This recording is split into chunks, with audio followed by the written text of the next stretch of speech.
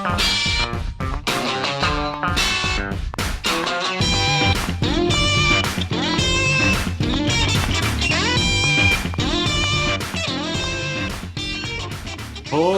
moly. If you've been listening for the last few weeks, you know that we got some new tunes to get yourself in the mood here on the Rec Poker podcast. It gets me going when I hear it. I mean, I know a lot of things get me going when I hear it, but I really like that new intro music. So I got to shout out Peter Trulin from Pete and Steve, or Steve and Pete, our mutual friend, Steve Fredlin's old buddy, Peter Trulin, who put that music together for us. And so very grateful to him for that. And if you go to the show notes, you can find out how to get in touch with Peter.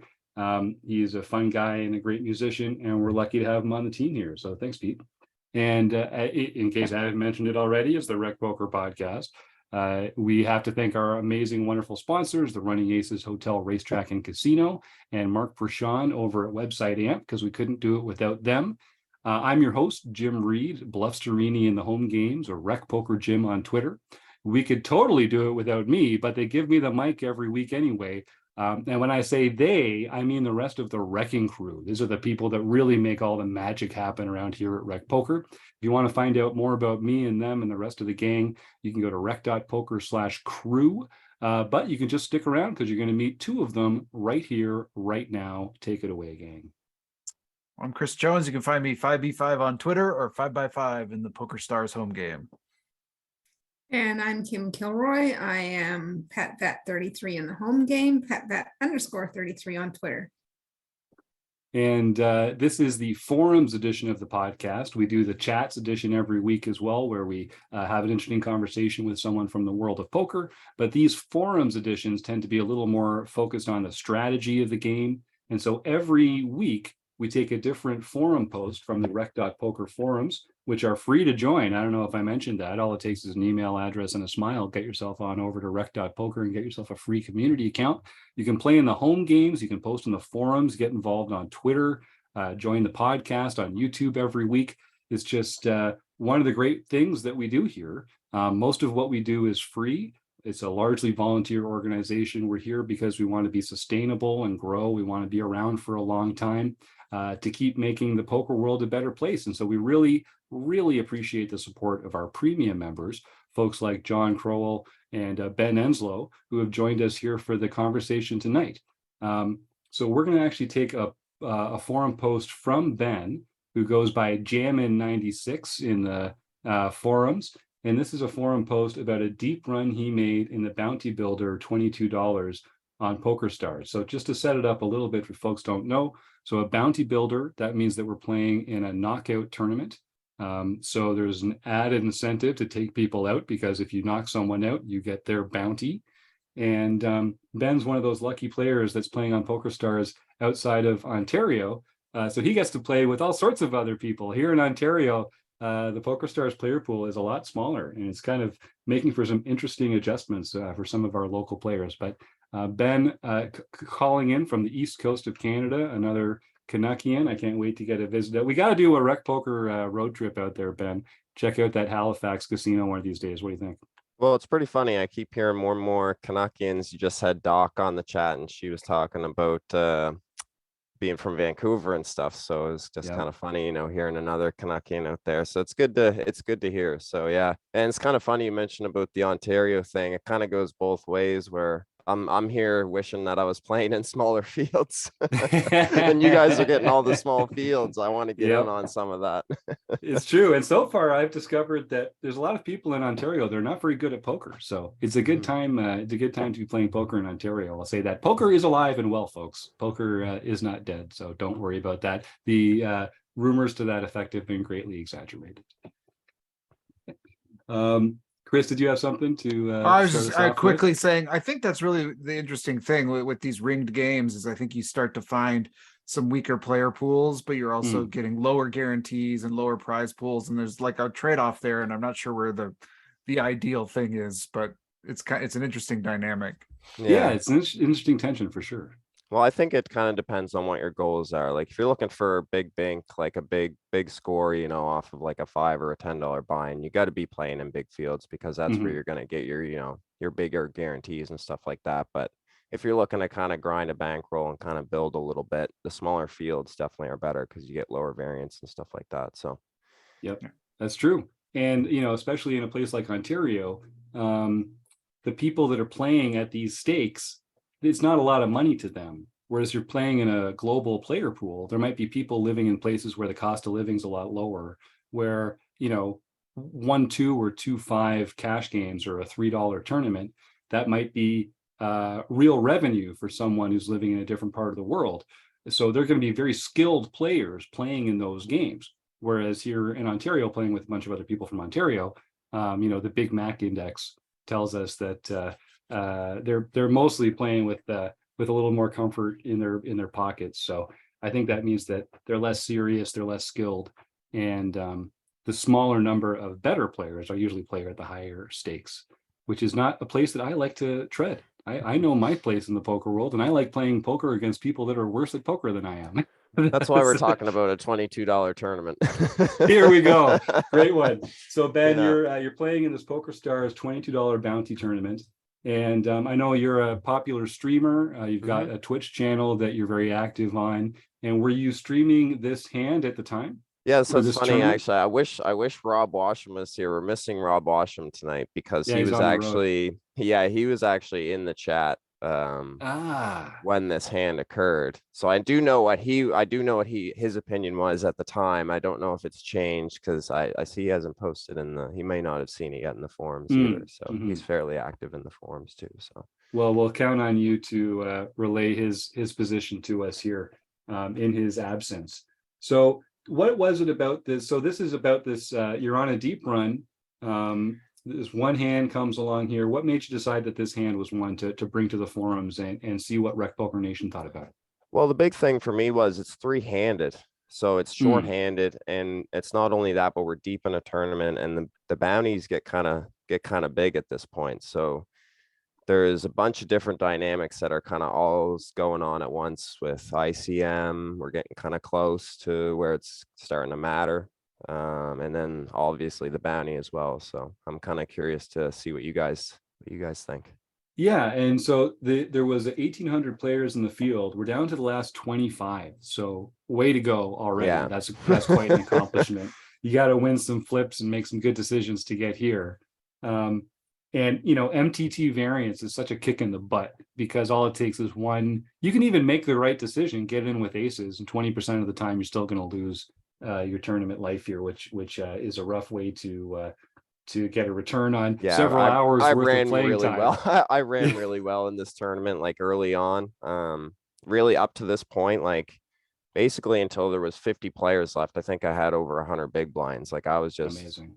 sailing in this tournament. It was crazy. And But you yeah, say I you're definitely down- got lucky in a few spots. Dude, I don't know no one has ever won a large field MTT without getting lucky. So Yeah. that's necessary, but it's not sufficient. So I know you're bringing the skills to the game that'll get you the rest of the way. So 25 players left.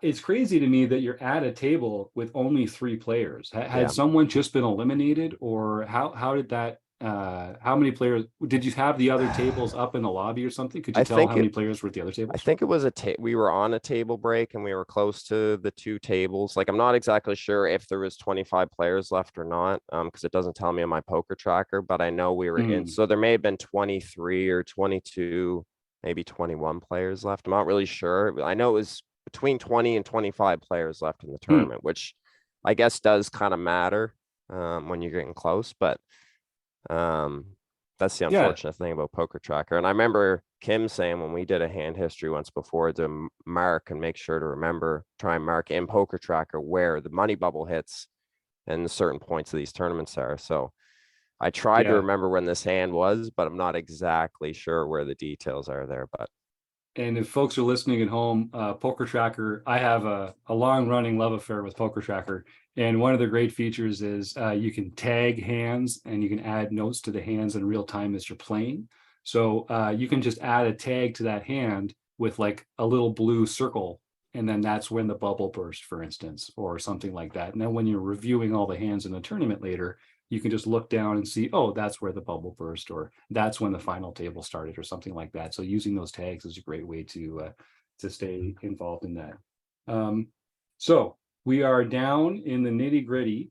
We're definitely in the position now where 25 out of 1800, we're laddering up with every exit, pretty much, I would expect. So the ICM does become a factor. And of course, we want the bink.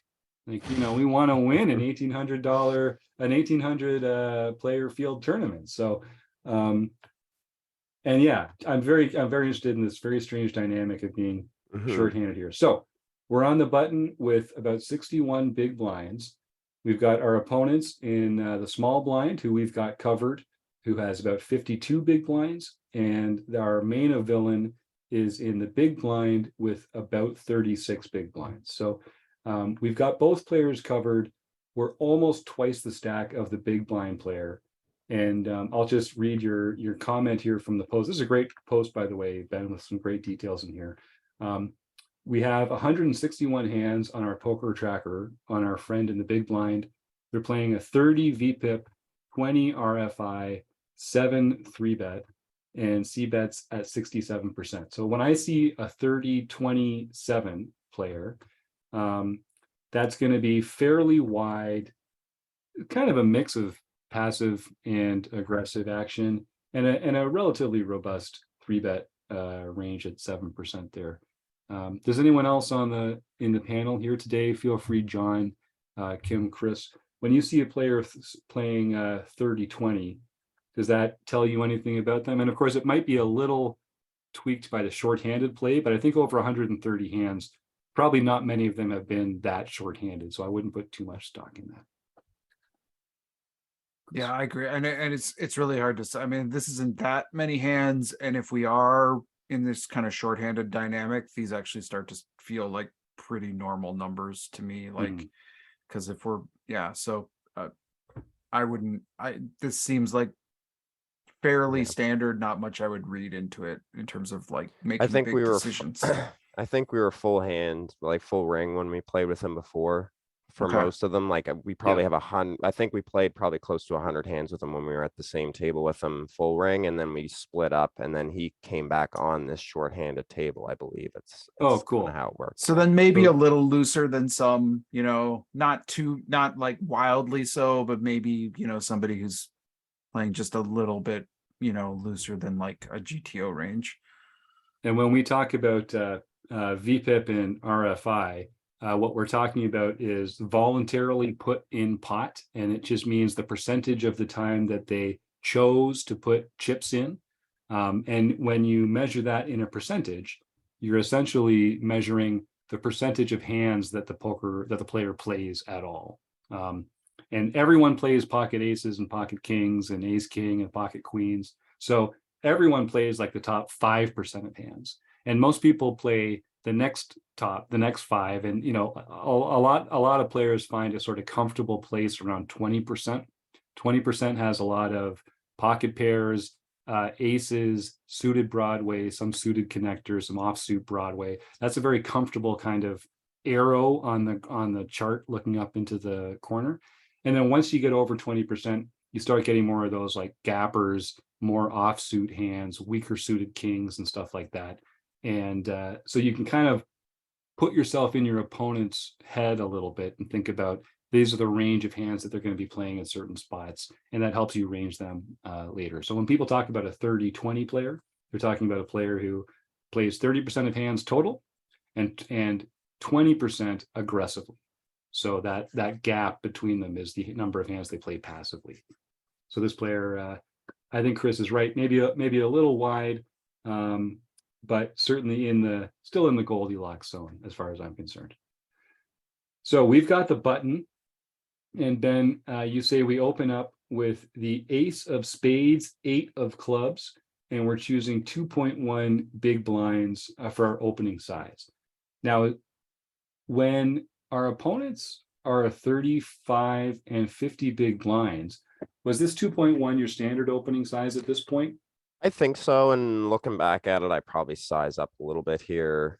Now looking at it afterwards, I was thinking that too. As you were saying it just then, I was like, I probably actually do 2.4 now that I'm thinking about it.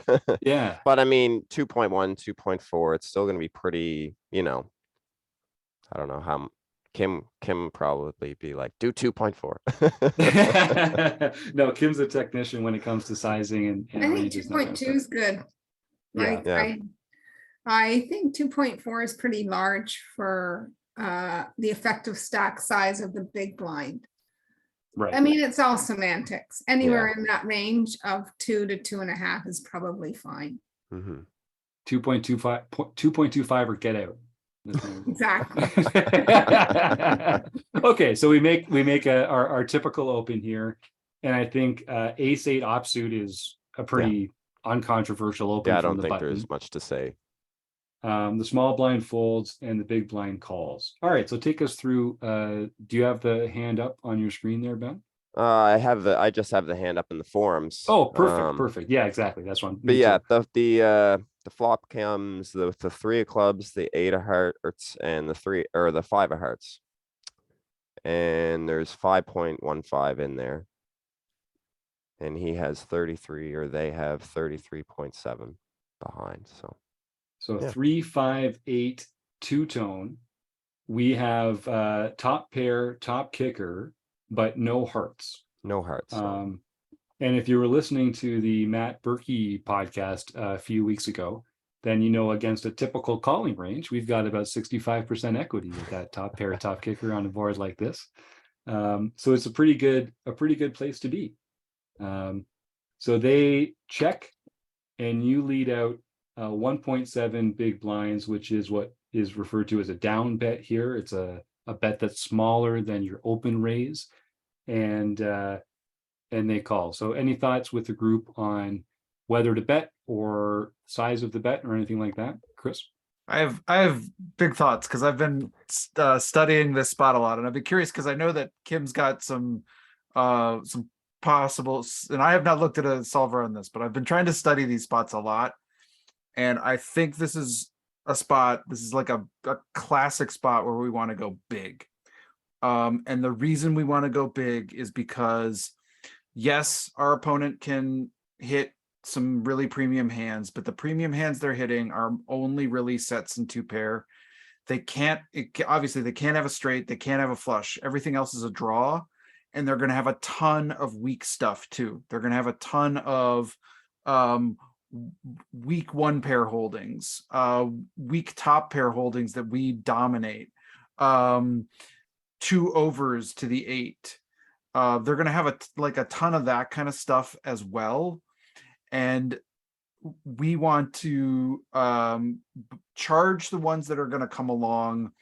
And it's going to actually really influence, not to spoil anything, but it's going to really influence our conversation on the turn. When we make a big bet here, we're going to make our life a lot easier on the turn in these exact kind of spots. So when you see boards that are like really big blind friendly, but not so connected that they can't have flopped a straight or a flush or something like that, and we have a really great hand that's vulnerable like this with ace 8, this is the classic kind of go big. And I would actually go pot with this, or bigger, is my take, and I'd be curious if I'm right. I agree. But I think this is a big check back spot for a lot of our range. I think we're probably maybe checking back up to 50% of our range here. So, or somewhere between 40 and 50%. So, because we have to look at this sort of board, and the equities are not that far apart between a button and a big blind here. Was the small blind in here? No, he was folded No, pre. okay, so we arguably our opponent doesn't have any over pairs. We would expect a 3 bet. Arguably, they don't have top set. They could possibly have pocket 3s or pocket 5s here. There's a lot of flush draws. We don't block any flush draws. They could have 2 pair easily. They could have any 2 pair on this board if it's a big blind that likes to defend with any 2 cards, especially, I guess if they're only defending suited, they only have probably only 2 8-3s. And when you say, Kim, when you say they only have 2 8-3s, it's because We can The see the eight- 3 of clubs and the 8 of hearts. So they're not playing 3-8 offsuit. So they must Right. have either the 8-3 of diamonds or the 8-3 of clubs, right? Right, but a lot of players will defend with all their holdings when to a min open by the button. Hmm. So I still like the sizing. I think the sizing is fine. So when we do bet, because we don't bet as often, we are going to bet big here. And especially with our hand, our specific hand, because we need a lot of protection here. We can't price in random overcards with a heart in them. Like we're trying to fold out all the overcards, the 9-10s, the Jack Kings, the Queen 9s, like everything. We're just trying to fold out all the overcards here because our hand is very vulnerable at this spot, at this point in time. So I agree, we want a big bet here.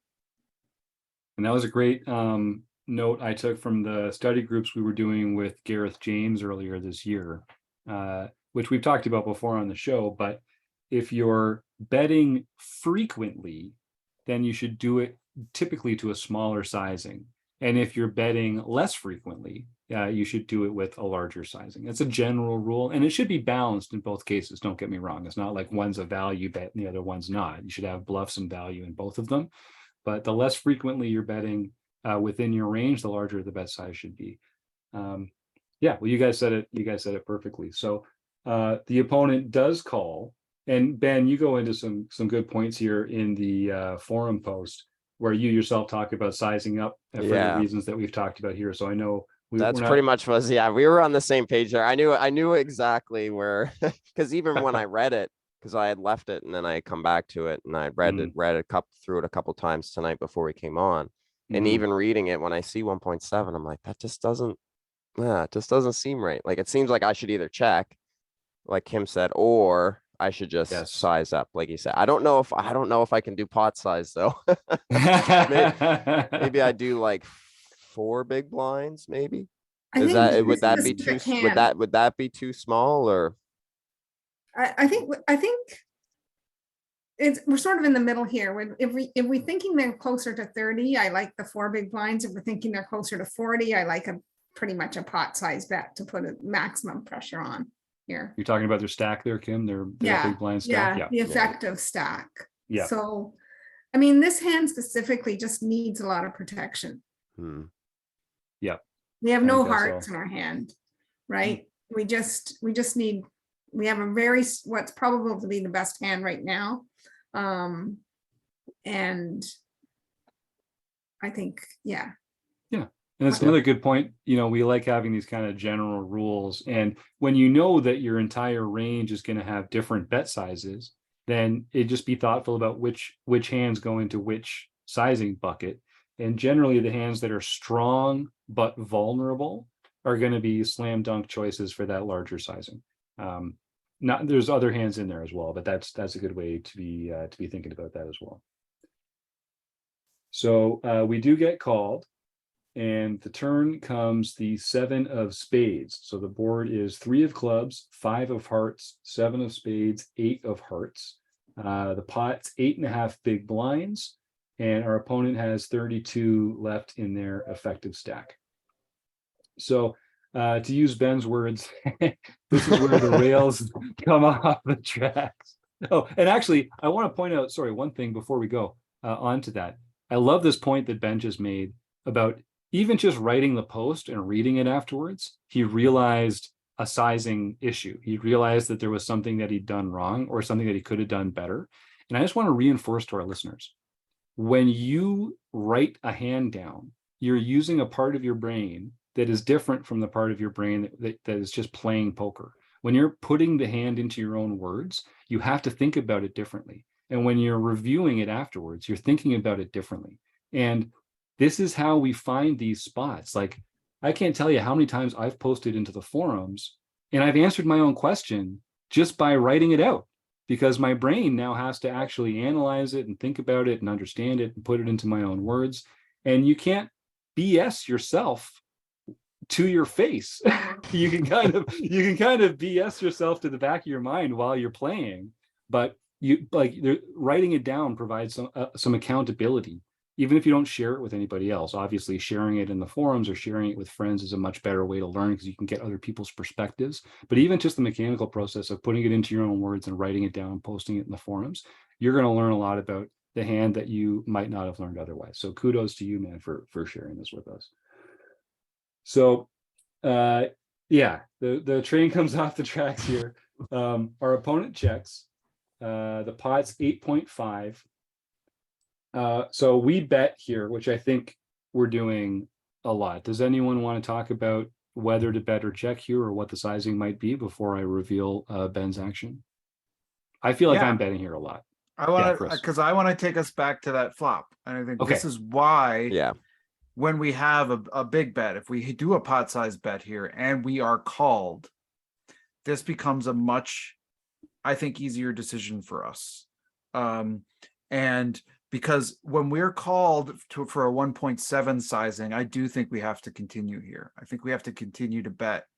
But we're going to be in some painful situations when we do. Now we could check it back. This is not an ideal card that has just shown up. But we're still holding top on a now somewhat scarier board.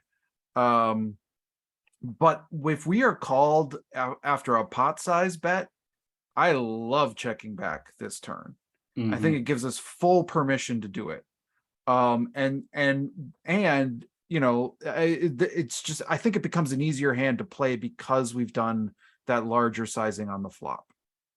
That's my take. I totally agree with that take. Yeah, I agree. We talk about this sometimes. I steal this concept from the Thinking Poker podcast of contorting your opponent's ranges with your bet sizes. When we bet 1.7 big blinds, our opponent's going to continue with all his really good hands and then also a bunch of not as good hands. And so we can bet for value here on the turn because they still have a bunch of hands in there that we're ahead of.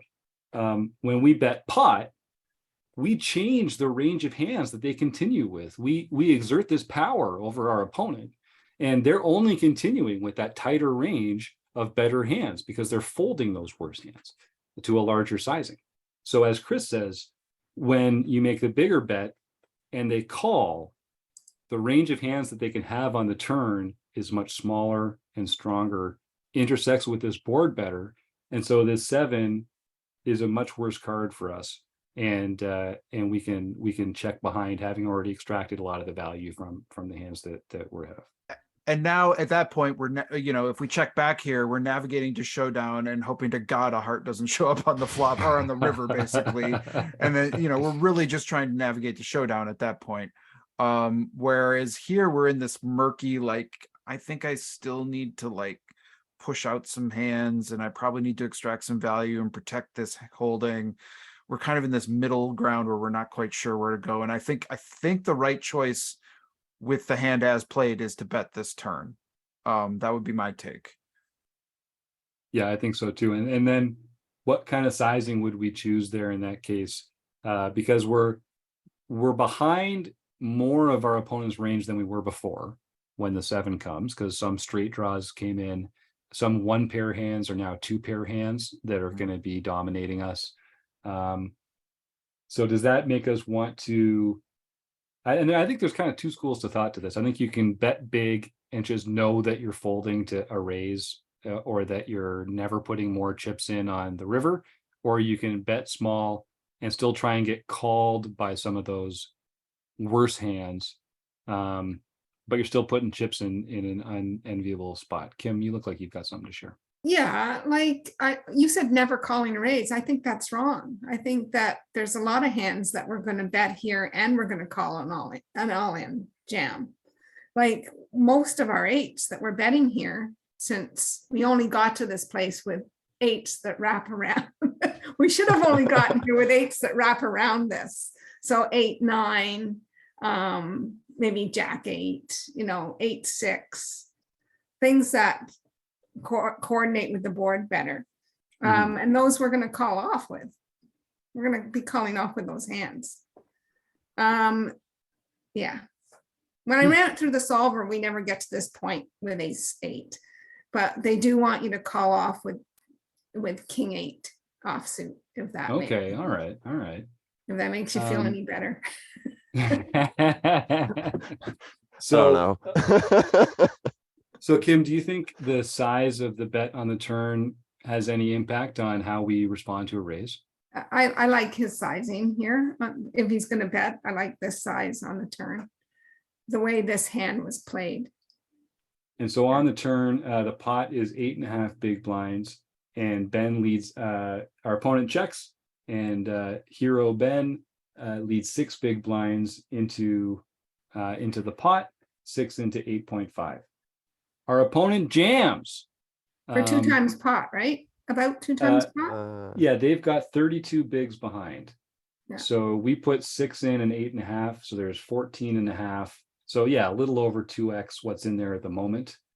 So who are our math wizards? How often do we have to win this hand for a call to be profitable here? We only have to win it 50% of the time. Is that right? Someone who's smarter than me, do some live math here. I refuse to do live math on the air anymore. I don't do it. But yeah, you did pretty good with Berkey the other day. that was close. That was close. Yes. So sorry, what was our actual number there? 14.5, and then they're shoving 32 into it. So it's about 2 and change times the size of the pot. So we're gonna have to call. How much more is it then at that point? We're gonna have to call 18 into a pot of 20. 30. No, 20. 26. That's 20. Yeah, 26. Right. Our opponent has 32. They're gonna call our 6 and then jam in the rest. So it's 26 more on top of 20.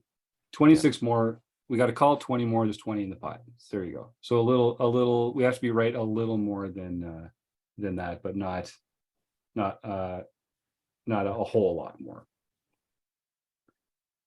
So I think a lot of this really comes down to the opponent's tendencies, right? Like, do we think this is a player that's going to jam this with a pair plus draw? Because there are a lot, like if they've got a 6 in their hand right now, they've got an up and down, and a lot of the 6s that they have are going to have a 5 or a 7 or an 8, or if they have a 4, then they've already made the straight. We don't like that. But a lot of these other hands are going to be pair plus draw, and we're ahead of the pair plus draw straight up equity, but we're obviously way behind the 2 pair combos, and there aren't as many combos of those because of all the cards that we get to see, including our own 8. But yeah, and Ben says they jam fairly quickly. They do take a couple seconds before moving their stack in. And so let's not talk about the bounty yet, but there is a bounty implication here as well. So let's pretend that there wasn't a bounty. So Kim, you're pretty clear that you're fist pump calling here. Top pair, top kicker. Sometimes you're going to be behind because of the way that the boards run out, but that's poker, right? Is that what I'm hearing? Yeah, when you're behind, you probably have outs anyway. Yep, you got three outs to the ace to give you a bigger 2 pair, and you're gonna lose to the straights and sets, but those are only going to make up a small part. Well, let's get back to the villain dependent thing. So I think they're probably doing this with their straights and sets. Do you guys think they're doing it with all their pair plus draw hands? Like, how many hands that were behind are they actually taking this action with? What do we think? I think that they would have raised on the flop if they had a set. With 2 hearts and a straight draw on there, that makes sense. Yeah. I mean, most of the time, not always. Yep. Most of the time. I mean, the only hand that I'm really worried about here is the straight, to be honest. So how often do they have that straight compared to, so we have to put them on, that's when you open your Flopzilla and put them all on that range of what they could arrive to this point with and how many 4-6s are in that range. how many two pairs are in that range, and then we have to decide if this is a good call or not. And they I got a think hand they have like I think they have a 5-7 or lot of something like that in the big blind, especially being like shorthanded like we are. I think most players, especially at this buy-in level, are probably playing almost all, all their hands. I think two pair is quite likely that they could have Yeah. had two pair on this Mhm. on this turn. But like I said, we still have equity against two pairs. It's true. Yeah. It's true. And the board can pair too. Like if they've got 5-7 and they turn two pair, if the board comes a 3 and pairs the 3, we win. Because we have a 3-8 bigger or an two ace. pair. A 3 Yeah, and and eight or an or 8 or an ace. ace. Yeah, exactly. So we have a lot of outs there. John, did you have something you wanted to add? Well, just one thing think we've left out here is, I know there's only 3 combos, but them holding a pair of 7s. Oh yeah, good point. Good point. They're definitely continuing to the flop to that small sizing with Mm. pocket 7s there, definitely. So that's another set that they could have turned. That's a great point, John. Although I kind of think 3-bet arguably, maybe, yeah, maybe they 3-bet that pre-flop. with this guy's stats Hmm. specifically. Yeah, 7%, 3-bet, out of position. Okay, yeah, sometimes. Sometimes. Hmm. I mean, they're not a crazy aggressive player, like No. 30-27. It'd be nice to know Mm. what they are against a button though. Big True, blind versus button. True. You played a little over 100 hands with this player, Ben. Did you have any notes, or did you have a sense of like I would hands have that they played, or I would have put it in tendencies? here. I would have put it Yeah. in the post if Okay. that's why I put it like I sometimes will even put in like if they do something fast or something like Yep, that, yep, or if I yep. notice like if they act fast on every street, I'll put stuff like that in there and stuff like that too. But yeah, this I can't really remember. Like I say, I definitely would have put it in here if he was, a maniac or something like that. Then Right. yeah. Well, then I think we can. I mean, I think that does make for more of the value hands here a little bit. But I think Kim's hit the nail on the head when it comes to our equity in the spot against some of their two pair hands. The only thing we really don't want to see are sets and straights, and there's just not that many combos of sets. And I don't think they're playing a lot of offsuit 4-6 even to that sizing. So there's really only so many combos of straights that they could have there as well. Chris, what's your take on that? So you asked the question about, let's pretend the bounty isn't in play. Because I have it for this hand. I think I agree about the call because we're in a bounty tournament. If this is a 25 left in an 1800 player field and this is a straight up tournament, I am folding. That was my original thought. Maybe I'm just a post flop nit. People have called me that before. And I am folding because although we have a strong hand that beats probably a lot of our opponent's range, there is a lot of like kind of one player plus draw type holdings, a lot of two heart type holdings. We are not even close to the top of our range. Mm-hmm. And I'm gonna have to fold some parts of what I'm holding, and I think this starts to be a good candidate. This is such a big bet. It's such a high leverage spot. And if we fold this, we still have 51 big blinds. I assume we're still in really good shape. That seems like a healthy stack with 25 left in an 1800 player field. If we make this call, even if we got the right odds, I think the risk of kind of ruin here is it's a spot I don't like taking. Because of where we're at in this tournament. Now, when you add the bounty onto this, now I'm opening up my range more, and now I think this becomes a really good call. But I think this is borderline, and I think I understand that counter take too. I would agree with that. Like this just shows you the importance of knowing what your bet sizing should be right from the beginning. Because we wouldn't be in this spot, I don't think, if we had used the proper sizing on the flop. And to be fair, when I was telling you what the solver said to call with, I haven't put in that this is ICM. I haven't put in this is bounty. So, you know, we're just talking, and this is where the Sims could be wrong, right? So, but I don't think they're wrong when they say to bet 100% or 120% of the pot Mhm, on the mhm. flop. And and we've kind of teased this out already, but one of the reasons to do it is just the quality of life benefit of having easier decisions later in the hand, right? Like the quality of life equity, the happiness equity of just not having to stress over these weird spots, because you know, your bigger sizing kind of clarifies their range in a bit, where I think if they call the bigger flop bet and then we still end up betting the turn for some reason, then I guess the stack to pot ratio is not quite what it would be anyway, but the action's telling us that they've got us beat a lot more in that case. When we do the smaller flop sizing, we are in this plot where we're like, they could still have a bunch of garbage that we're ahead of here because they didn't, you know, we didn't give them a chance to fold it. And that does make me uncomfortable.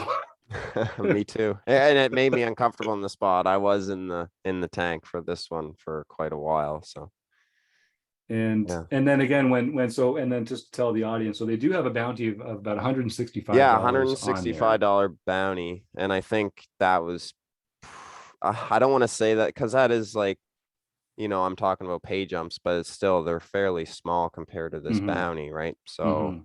if I call and win, you know, I still, it was really close. And this is why I was like, oh, I should, yeah. Now looking at it, I was like, nah, I should have been a bit big on the flop, bet bigger on the flop. But yeah. And it goes to show the benefits of having a bigger stack, of chipping up more aggressively in the earlier stages of the tournament, because you can even call this and be wrong and still have a 30 big blind stack.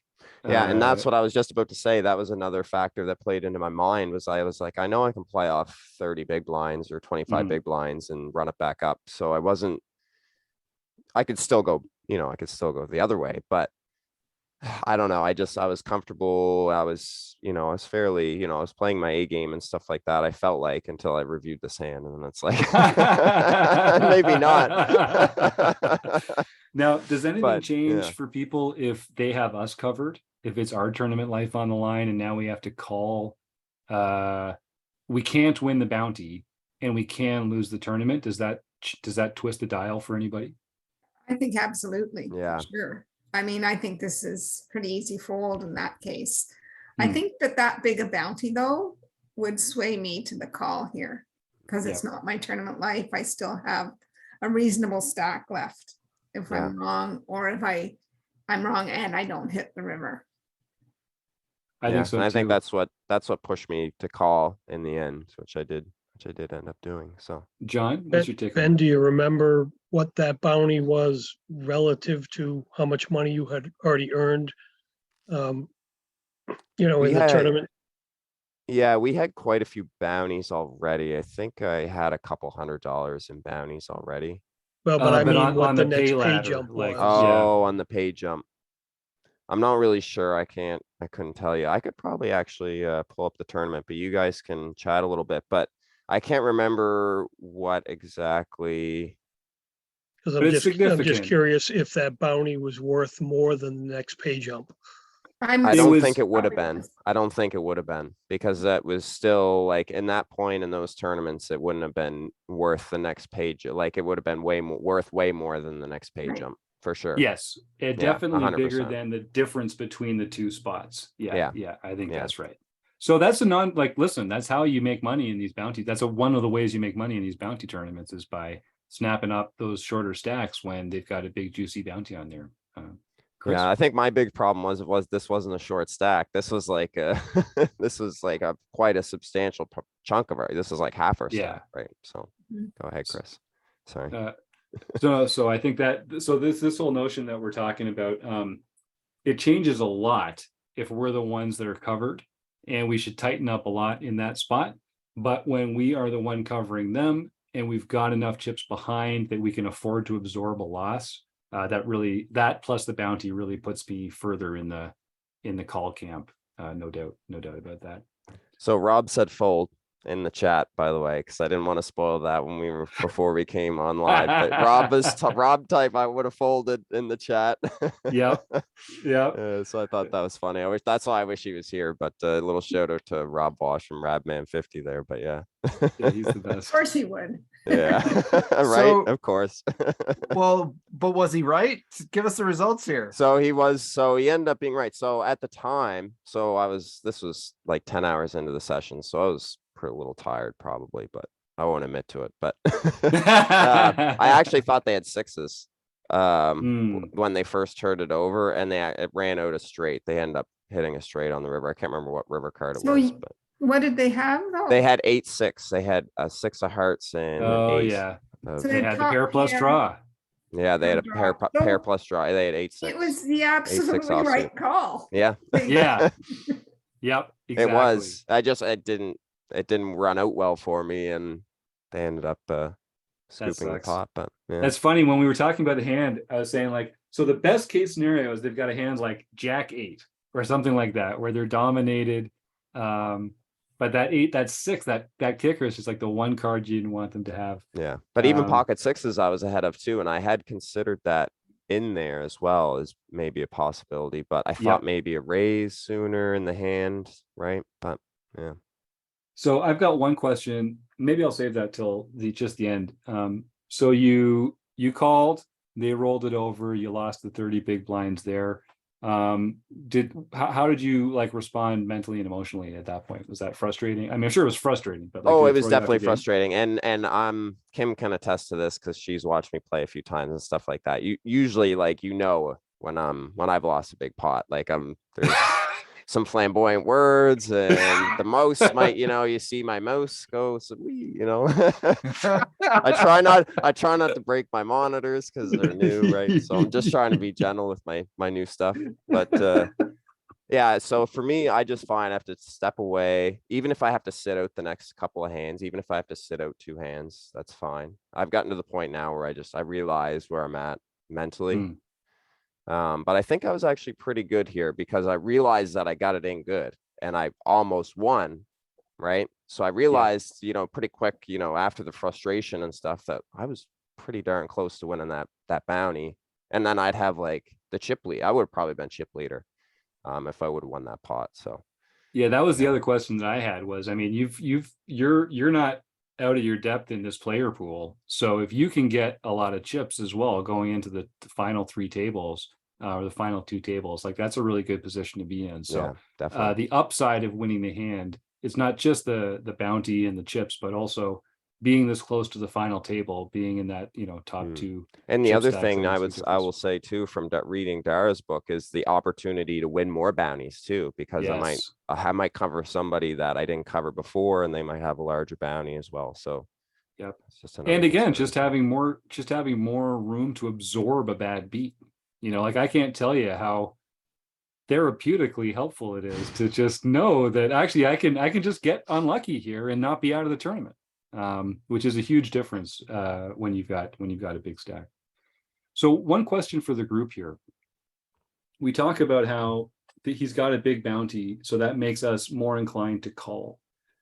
What portion of the player pool do you think is adjusting their ranges to that dynamic? Like if they know they've got a big bounty and you're more likely to call, shouldn't they tighten up their ranges that shove so that they're ahead more often when you call with your wider bounty scooping range? Do you know what I mean? 0%. 0%? Does anyone here do that when they're in this kind of a spot? Like I play a lot of knockouts, and I always find like when I have a big bounty, people want to call my shove. So I don't shove as light as I would in a typical tournament. Just like when people have a big bounty and I have them covered, I call lighter because I want to win that bounty. That's the kind of thing that someone could kind of take advantage of if they knew that there's a bit of a leveling war, I guess, that comes out between some players. Am I the only person here that thinks like that? Because I would believe that. I'm weird.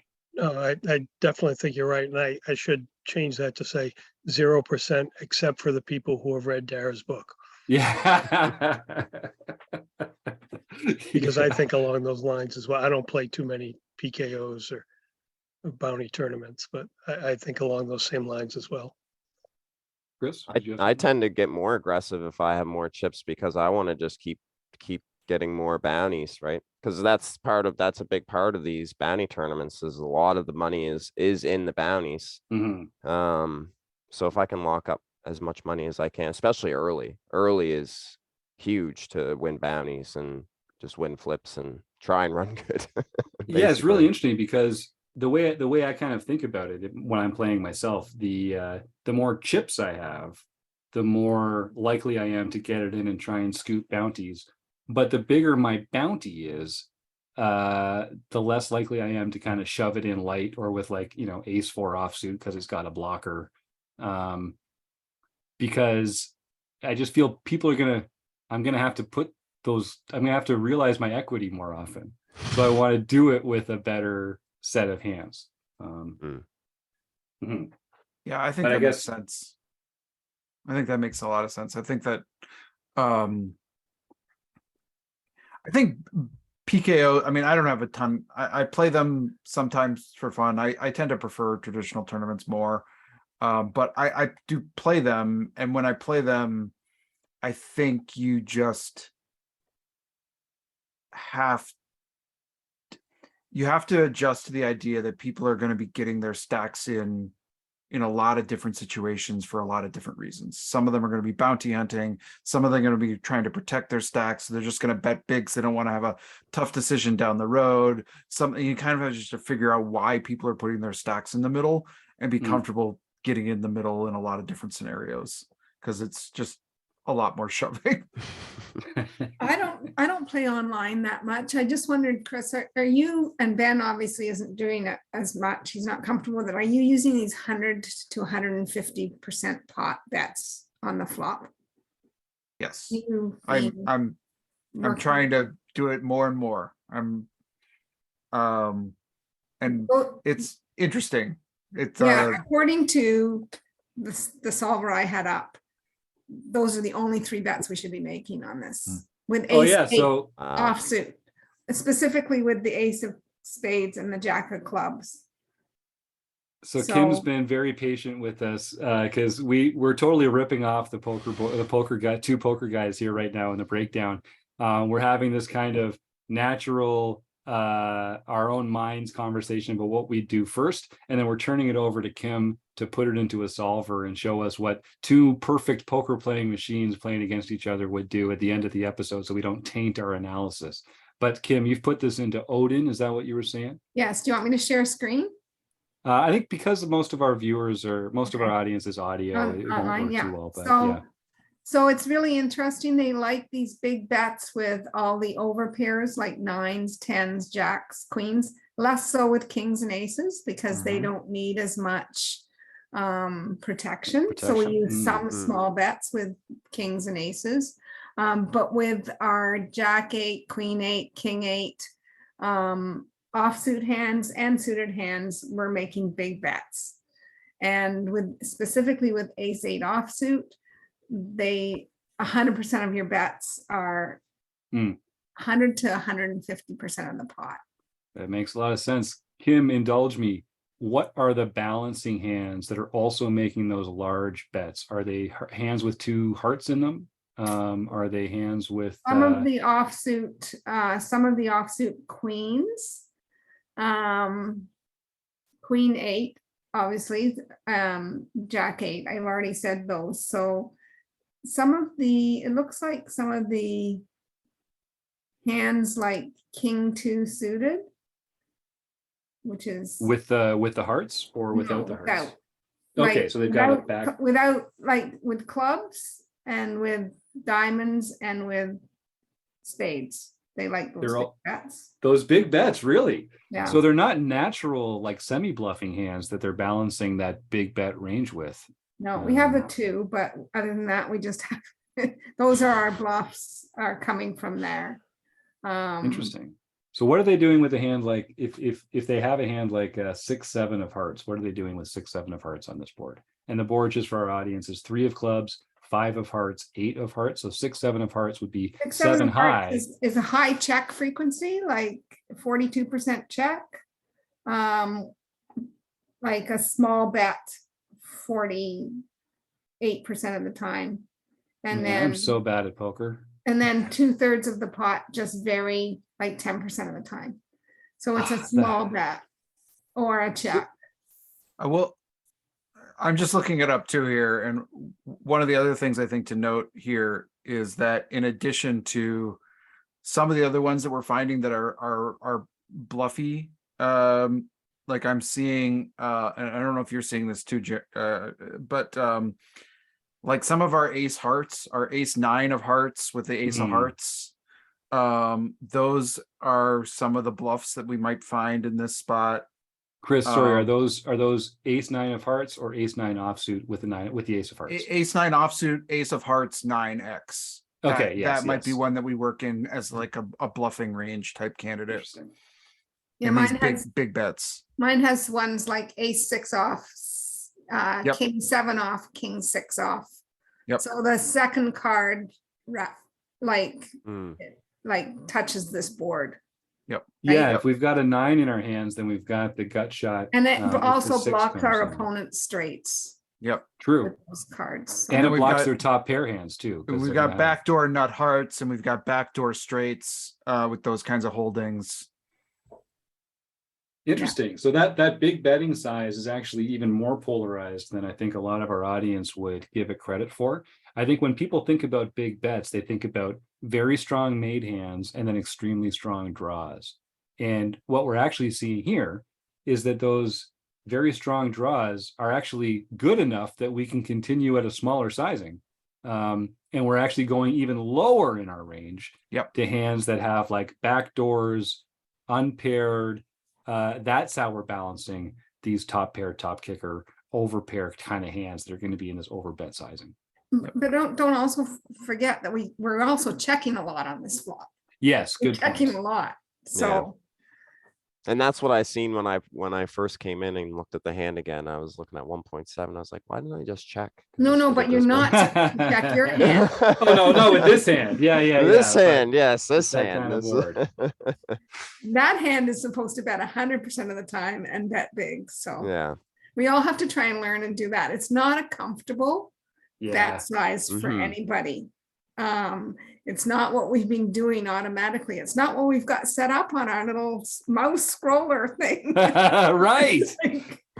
It's like I'd be more comfortable doing half pot than one bet. I just added this to one of my options. I just added 1.25 pot to one of my options, by the way, because of this stuff that I've been trying to figure out and learn a little bit more about. I like that. I think that's, and this is something that it makes people uncomfortable, and people are less studied in spots like this where we see over bets and micro bets too, but we're talking about over bets here.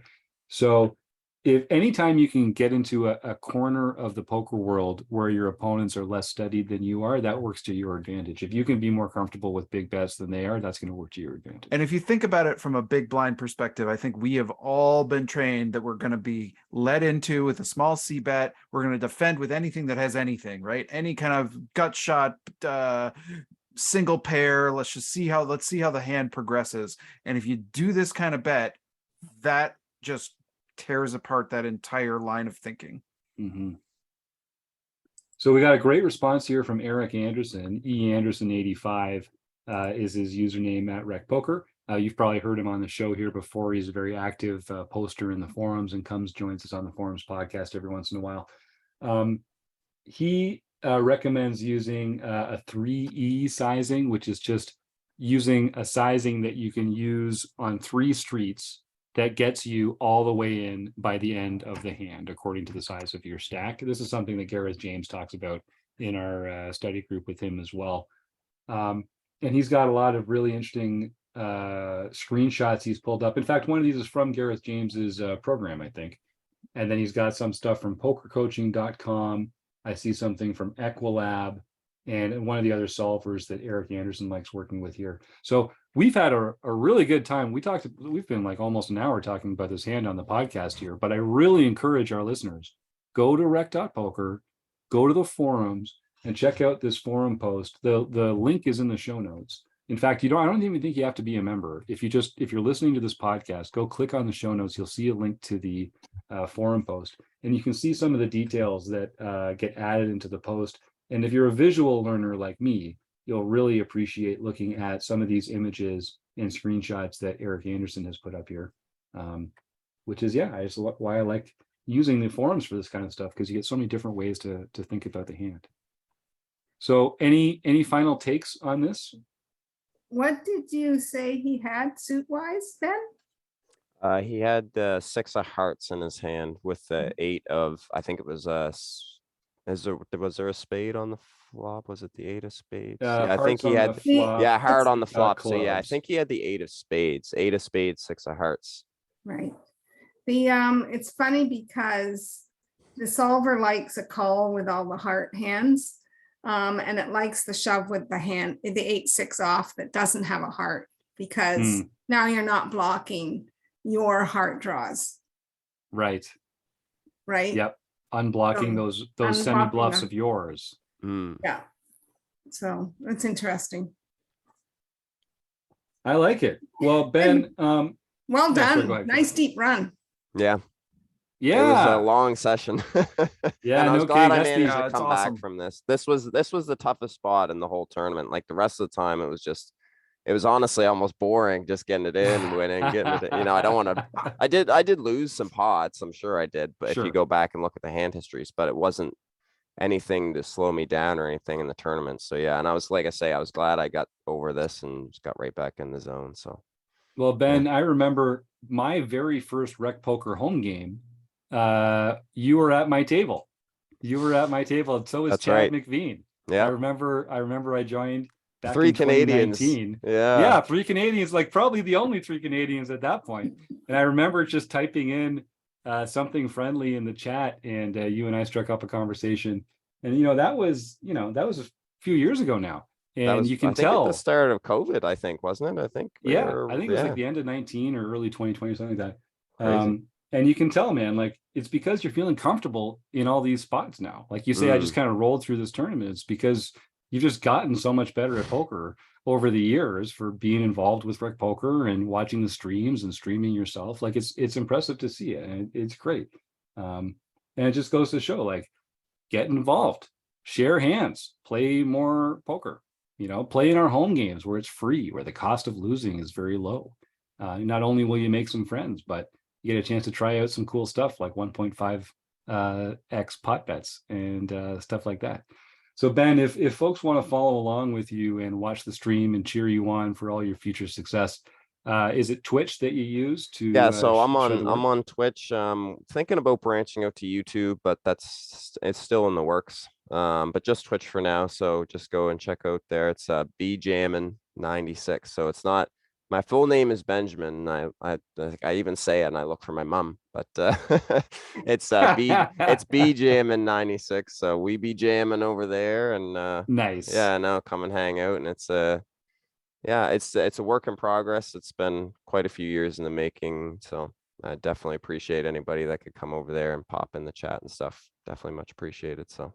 Are there certain times or days where you stream? Well, more weekends, often? yeah. So weekends for now, and then so I work a seasonal job right now. So I'm looking at probably switching to like a weekly schedule, probably 3 days a week sometime here in the later months of the fall. So stay tuned for that. I don't know what's coming up for online events and stuff like that, but I usually play on all the sites. If there's big online events and stuff like that, I'll usually dabble in all of them: ACR, 888, GG, PokerStars. So nice.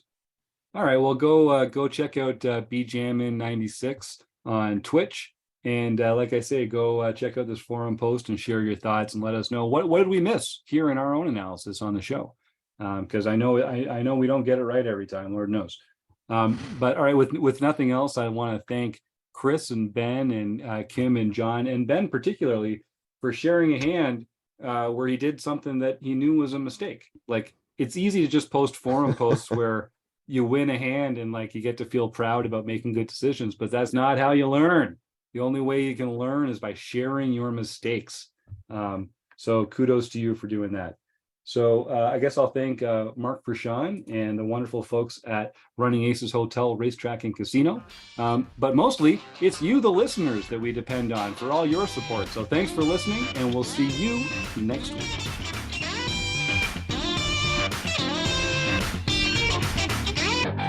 I like this part.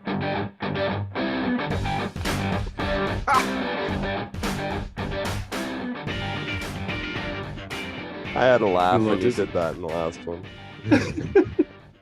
All right, have a good night, everybody.